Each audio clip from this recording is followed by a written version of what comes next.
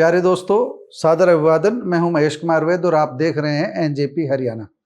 दोस्तों, हरियाणा में आज दूसरी बुरी खबर है। पहली बुरी खबर हमने बताई थी, रेवाड़ी जिले में एक हादसा हुआ जिसमें पति पत्नी और उनके इकलौते बेटे की मौत हो गई। और ये जो घटना है ये सोनीपत की टीडीआई कॉलोनी के यहाँ ट्रिपल मर्डर हुआ है। ट्रिपल मर्डर कैसे हुआ, क्यों हुआ, इसकी कहानी हम आपको पूरी बता देते हैं। घटना रविवार की यानी कि 24 और 25 मई के मध्यरात्रि की है। रविवार की देर रात लगभग 11:30 बजे की घटना है। मीडिया रिपोर्ट्स के अनुसार टीडीआई सिटी कुंडली के बीपीएल फ्लैट में रहने वाला एक व्यक्ति एक युवती से छेड़छाड़ कर रहा था। ब्रह्म प्रकाश नाम बताया जाता है जो छेड़छाड़ कर रहा था युवक। छेड़छाड़ की सीमा जब लांघ रहा था तो पड़ोसियों ने बच्ची को बचाने के लिए, युवती को बचाने के लिए मदद की और दो पड़ोसियों ने इसका विरोध शुरू कर दिया। लेकिन जो आरोपी है, जिस पर आरोप है ब्रह्म प्रकाश, वो हमलावर हो गया और उसने उन तीनों पर हमला कर दिया जो उसकी छेड़छाड़ का विरोध करने के लिए आए थे। एक इनमें विजय था, उनकी उम्र 50 वर्ष बताई है, और दूसरी उनकी पत्नी सुनीता 47 साल की थी। दोनों की घटनास्थल पर ही मौत हो गई। दोनों मूल रूप से सोनीपत के ही कोर्ट मोहल्ला निवासी थे और फिलहाल टीडीआई सिटी के ही फ्लैट में रह रहे थे। फर्स्ट फ्लोर पर उनका घर था। वो दोनों बचाने के लिए आई थी, लेकिन वह ब्रह्म प्रकाश ने हमला किया तो दोनों की मौके पर ही मौत हो गई। तीसरी जो मृतका है उसकी पहचान स्वाति के रूप में हुई है। स्वाति 32 साल की बताई गई है।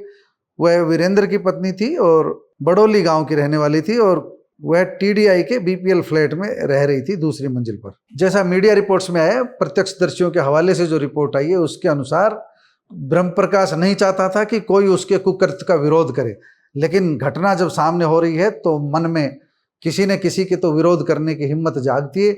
जिनकी जिंदगी छीनने का आरोप ब्रह्म प्रकाश पर है, हम आरोप अभी ये कह रहे हैं क्योंकि पूरी तस्वीर पुलिस की जांच के बाद सामने आएगी। प्रत्यक्षदर्शियों के हवाले से जो रिपोर्ट आ रही है वो ये है कि ब्रह्म प्रकाश ने लोहे की राड और तेज धार हथियार से इन महिलाओं पर हमला किया और इसके बाद विजय को निशाना बनाया।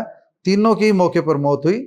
और ब्रह्म प्रकाश जो है, जो हमलावर था जिसने हमला किया, टीडीआई इंटरनेशनल स्कूल में सिक्योरिटी गार्ड की नौकरी करता है। ब्रह्म प्रकाश पहले दिल्ली पुलिस में तैनात था, उसके बाद उसे बर्खास्त कर दिया गया था। स्वाति के पति वीरेंद्र ने बताया है कि ब्रह्म प्रकाश उनके फ्लैट से 2-3 फ्लैट आगे दूसरे फ्लैट में रहता था। अभी इस मामले में पुलिस की जांच जारी है। जो भी सामने आएगा वह हम आपको अपडेट करते रहेंगे, लेकिन फिलहाल जानकारी इतनी है कि 3 लोगों की हत्या कर दी गई है। ब्रह्म प्रकाश नाम के व्यक्ति पर आरोप है और जो मर्डर किए हैं इन तीनों को लेकर के घटना ये सामने आ रही है कि वह लड़कियों से छेड़छाड़ करता था, महिलाओं से छेड़छाड़ करता था, ये उस पर आरोप है। अब इसमें कितनी सच्चाई है कितनी नहीं, ये सब जांच के बाद तय होगा। लेकिन 3 हत्याएं हुई है। सीधा सीधा ये है कि पुलिस का खौफ लोगों के मन से निकल रहा है। पुलिस को इस खौफ को कायम करने के लिए अपराधियों को सजा दिलानी होगी और जो भी इस मामले में दोषी है उन सबको सजा दिलानी होगी।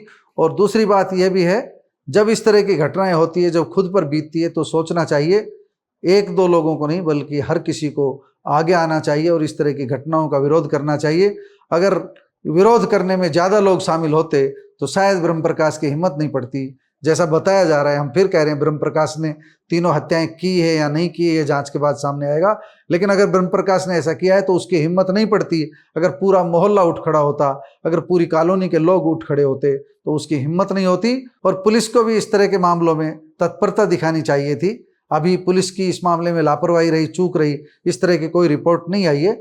लेकिन जांच बहुत जल्द होनी चाहिए और दूध का दूध और पानी का पानी जल्दी होना चाहिए। क्यों झगड़ा हुआ, किस कारण झगड़ा हुआ, क्यों किसी की लड़की से, क्यों किसी की पत्नी से छेड़छाड़ की, बहुत सारे आरोप हैं। हम यहाँ पर केवल इतना ही बता रहे हैं कि ब्रह्म प्रकाश पर जो आरोप है उनकी फटाफट जांच होनी चाहिए और अगर वह दोषी है तो उसको कड़ी से कड़ी सजा दिलानी चाहिए, तभी न्याय हो पाएगा।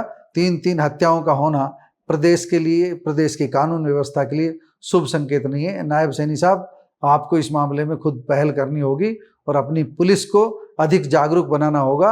अगर इस तरह की घटना हो रही है और ब्रह्म प्रकाश नाम का शख्स इस तरह के, कोई उसको साइको बता रहा है, कुछ था, इस तरह का व्यक्ति अगर मोहल्ले में रह रहा है, लोगों को परेशान कर रहा है, तो इस तरह के लोगों की सूचनाएं पहले ही पुलिस के पास होनी चाहिए ताकि समय रहते इस तरह के लोगों का इलाज किया जा सके। पुलिसिया भी इलाज किया जा सके और अस्पताल का इलाज भी किया जा सके। यानी कानूनी रूप से भी इलाज होना चाहिए और साथ साथ हेल्थ सेंटर में भी उसका इलाज होना चाहिए, क्योंकि सभ्य समाज में इस तरह की घटनाओं की इजाज़त नहीं दी जा सकती। दोस्तों, आप इस घटना के बारे में क्या सोचते हो, कमेंट बॉक्स में जाकर बताइएगा जरूर। नमस्कार, धन्यवाद।